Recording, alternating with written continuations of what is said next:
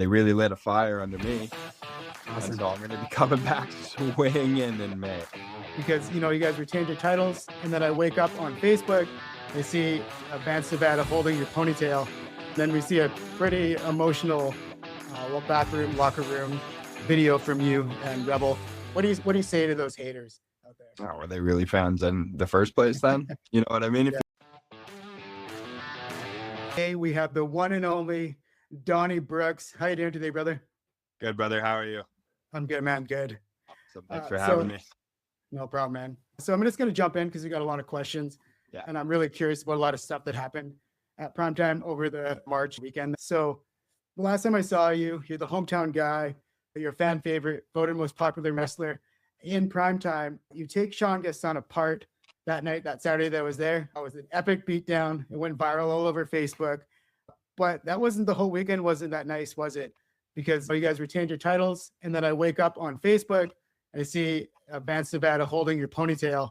And then we see a pretty emotional backroom, locker room video from you and Rebel. There was a lot of ups and downs. That seemed personal. What was going through your mind those 72 hours that weekend?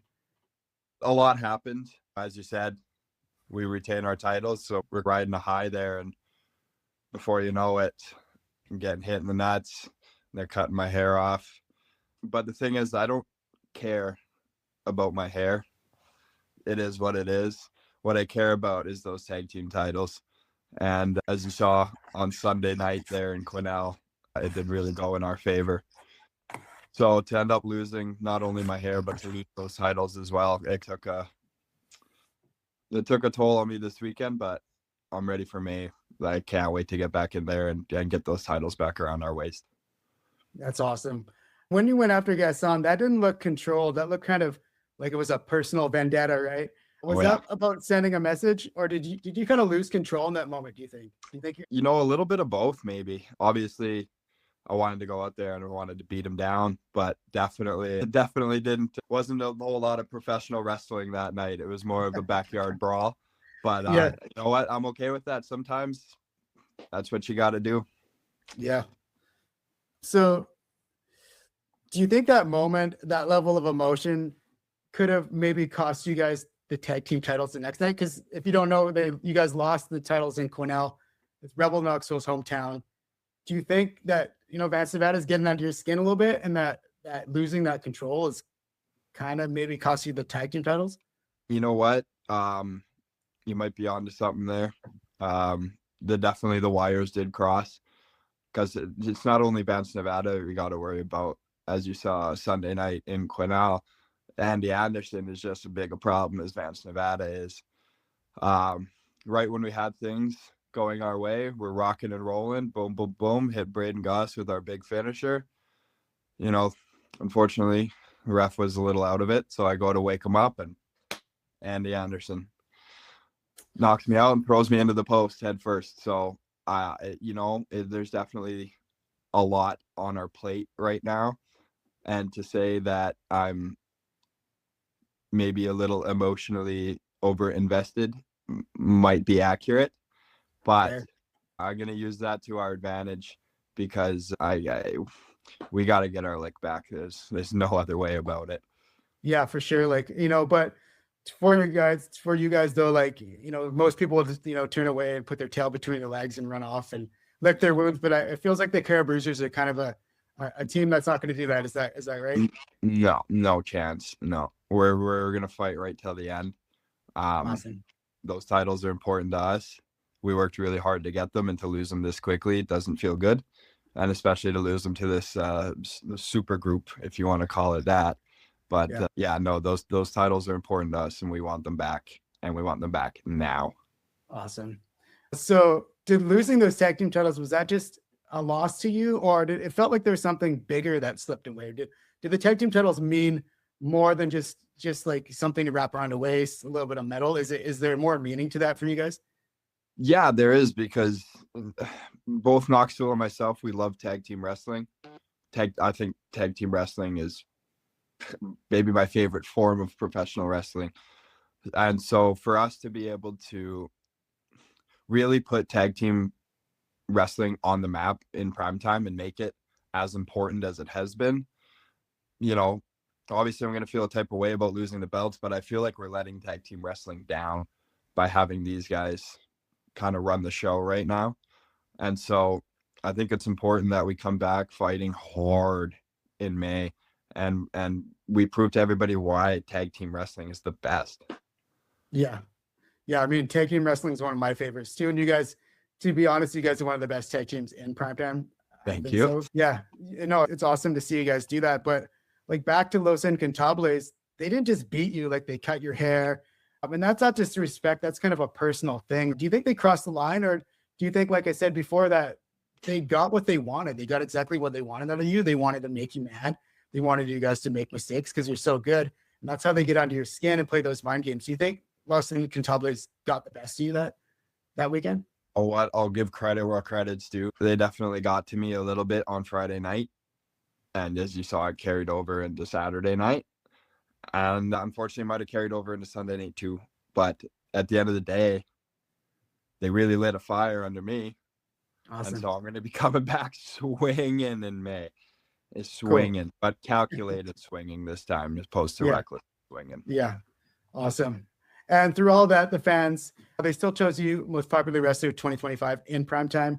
But let me ask you this. Does being a fan favorite mean anything if you guys really aren't holding those tag team titles? Does it, for me, I know it's sometimes you get an achievement, but it doesn't really feel as good. Yeah. You can have the accolades, but it doesn't feel as good as long if you're not to the level you want to be. Do you feel that way, or? Yeah, you know what? You're definitely onto something there. Obviously, I love the fans of primetime wrestling, and I love that they have chosen me and Rebel as, their guys. Forever feel grateful for that.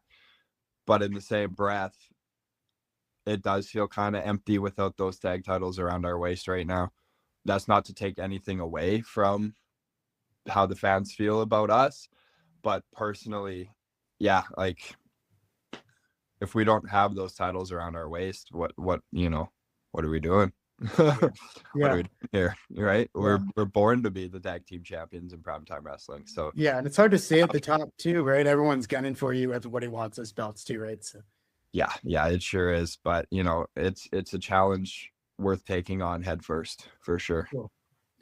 I believe, like I said, I believe in the Caribroozers, and the fans believe in the Caribroozers, but there are people out there, I'm talking to people, and some people are saying that your run is over. Some people are saying that you peaked, that you're not that guy anymore, right? So what do you say to the doubters and the haters and the people that maybe were Caribroozers fans or Donny Brooks fans, and all of a sudden, you lose in Cornell, they lose faith in you, now they're dumping ship. What do you say to those haters out there? Oh, were they really fans in the first place then? You know what I mean? If you're not with me if you're with me at my highs but not with me for my lows, what are you? Yeah. But no, I understand it, and that is an aspect of pro wrestling that happens. One day you're hot, the next day you're cold. But yeah, I believe in myself, I believe in Knox, I believe in the Caribroozers, and I think you should too. Yeah. And well, I believe in them, but yeah. So you're the hometown guy. These people believe in you. Does that ever feel like pressure when things don't go your way? For me, sometimes when the stakes are really high and then something doesn't go my way, does that add extra pressure to you when you say you're in a big title match or things like that? It can. You got to try not to let the outside noise be distracting to you and focus on the goal at hand. But I'd be lying if I said I didn't feel that at all. Yeah, I love being able to wrestle in my hometown and in front of friends and family, but it does add a layer of pressure to it for sure, because you want to show up and show out for those guys that spent their money to come and watch you, right? Yeah. So you definitely do feel maybe a little bit of added pressure, but it is what it is. Yeah, it seems like you and Knoxville kind of thrive under that pressure. I think so. Yeah. Awesome. Now I'm going to switch gears a little bit. I got to ask you, Cornell, Vicky Vicious, what really happened there? Like with that kiss? Well, I guess the cat's out of the bag a little bit now, but yeah, you could say Vicky Vicious and I are quite close. Okay. Nice. So was that just a moment for you two, or is Donny Brooks getting a little bit more unpredictable? Was that something going to throw into your wrestling style? Can we expect to see more unpredictable Donny Brooks, maybe in your style or changing things up? Like that beatdown was a little unpredictable too. So can we expect more of that? Absolutely, you can. Yeah. I really feel like right now I've leveled up my game, and I'm only going to continue to do. And so you don't know what you're going to get. So you better buy a ticket and find out what you're going to get. Awesome. So after everything that happened, are we still looking at the same Donny Brooks, or is something changing underneath? Are you going to come back a little bit different, a little bit hungrier? Or are we still looking at the same Donny Brooks that we see before? Oh no, you got a hungry guy looking at you right now. Awesome. Yeah. There's a lot that I've done in primetime, but there's a lot that I still haven't done. And right now I'm trying to prove to everybody. I'm here in Calgary right now. I've been here for the last 3 months, grinding away, training with Stampede City Wrestling Academy. Cool. And I still have a lot left to show. I don't even think I've really scratched the surface yet. So you better get your tickets for May and every show after that and find out what you're going to get, because I think you're going to like it. Awesome. And this is just the last question I got for you. You said that you want to be the top guy in primetime, but right now you're coming off a loss. So for all the haters, all the people that are saying, okay, Donny Brooks is good, he's okay, he was tag team champion, but should someone believe you're ready to be at that spot in primetime? Like, why do you think that you should be that top guy? Excuse me there. It comes down to attitude and effort, and I think I have the best attitude and the best effort in the whole locker room. Just plain and simple. Like I said, I'm out here in Calgary. I'm working every single day, whether it's in the ring, in the gym, contrary to belief. But the effort that I put in, you can't beat it. I don't think you can be. I don't think anyone's beating it. And it's just time to show everybody that I'm leveling up, that I am the guy, and I can be the guy, and I deserve to be the guy. Whether you think so or not, you're going to see it. Awesome. Well, we believe in you here at Backstage Pass. The fans believe in you, and those haters, I mean, like, maybe they weren't even fans in the first place. They can kick rocks as far as I Awesome. What's next for Donny Brooks? What's next for the Caribroozers? Where are we going to see you guys next? Well, you'll see us at Primetime Wrestling May. Oh, no, I don't want to get these wrong. I believe 14th. The 16th or 14th? 15th, 16th. Yeah, I think so. 15th, 16th. Yeah, that sounds. You'll catch us there. If you happen to be around the Alberta scene, you can catch me in Calgary. I'm doing a lot of stuff in Alberta right now. But as far as Primetime Wrestling goes, you'll see me in May, and you'll see the hungriest Caribroozers you've ever seen in your life. Awesome. And the card hasn't been set, but hopefully we can see you get a hold of Vance Nevada and Los Intocables, and especially Midnight Vice. Fingers crossed. Fingers crossed. Sure. Awesome. So is there anywhere that we can follow you on socials? Yeah, you can find me on Instagram is where I'm mostly going to find me. Just at Donny Brooks. Donny with a Y. I get IE quite a bit, but it's Donny with a Y. And I do have Facebook as well at Donny Brooks. Cool. And at the Caribroozers on Instagram. Sweet.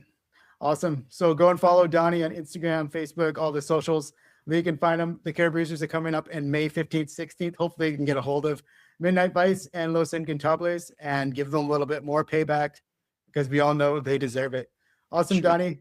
It's been great, and we'll catch you primetime. Yeah, thank you so much for having me. I appreciate it. It's been fun. You let me know. Awesome. Thanks, man. Okay, thank you. Take care. Yeah.